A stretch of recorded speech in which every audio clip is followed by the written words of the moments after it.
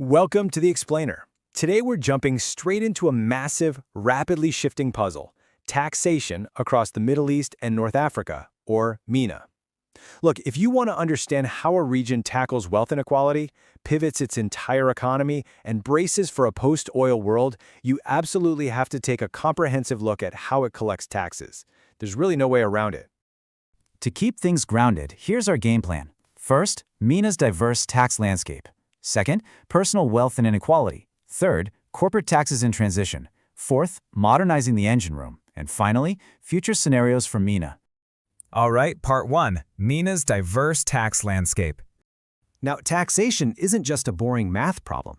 As the brilliant 14th century philosopher Ibn Khaldun pointed out centuries ago, it's really the ultimate social contract between you and your government.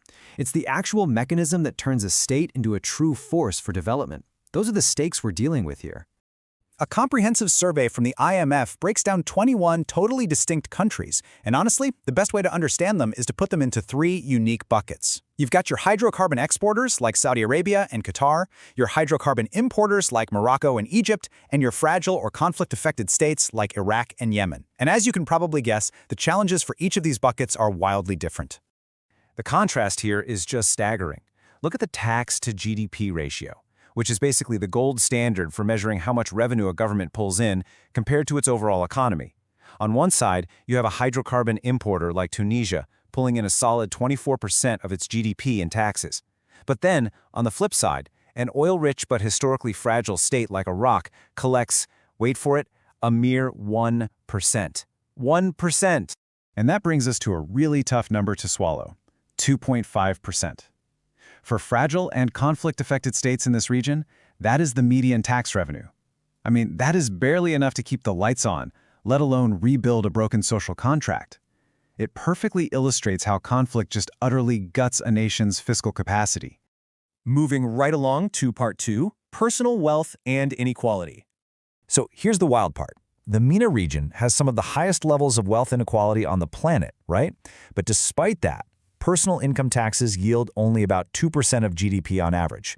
In most advanced economies, personal income tax is this massive engine for revenue and redistribution, but here, it's literally just a drop in the bucket. You might be wondering, why is that? Well, there are 3 massive roadblocks. First, you have these huge public sector workforces. When the government is the main employer, taxing incomes is basically just shifting money from one government pocket to another.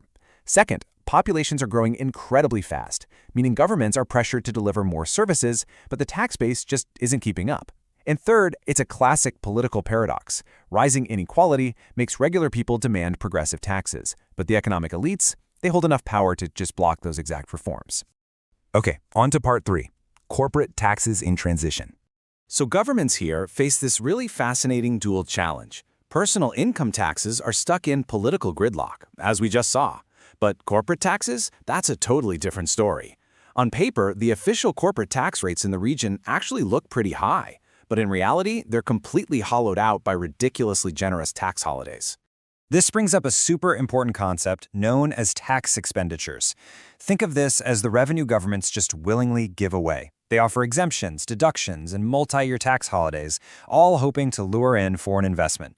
But the data tells a pretty hard truth. This strategy usually just punches loopholes in the system, draining the revenue base without actually sparking the long-term economic growth they were hoping for.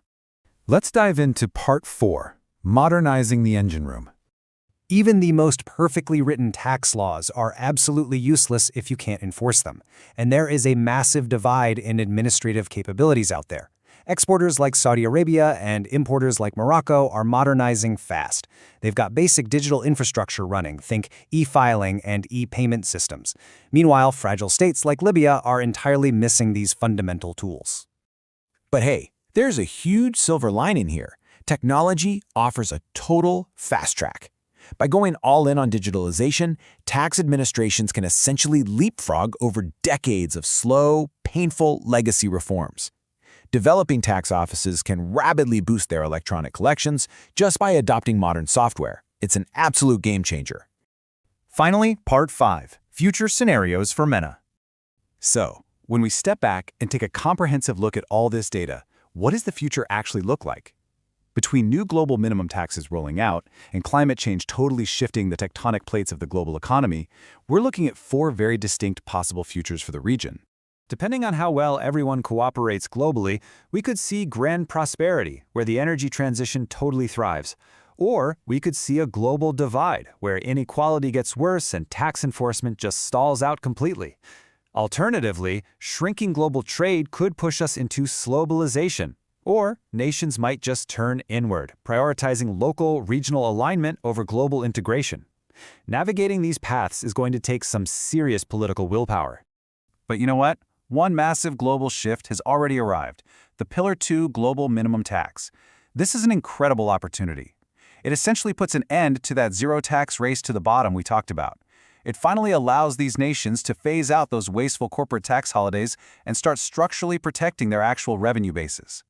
Which leaves us with one incredibly pressing question. How exactly will oil-rich nations fund their governments when the world inevitably transitions away from fossil fuels? Building a modern, comprehensive tax system isn't just some dry administrative goal for the Middle East and North Africa anymore.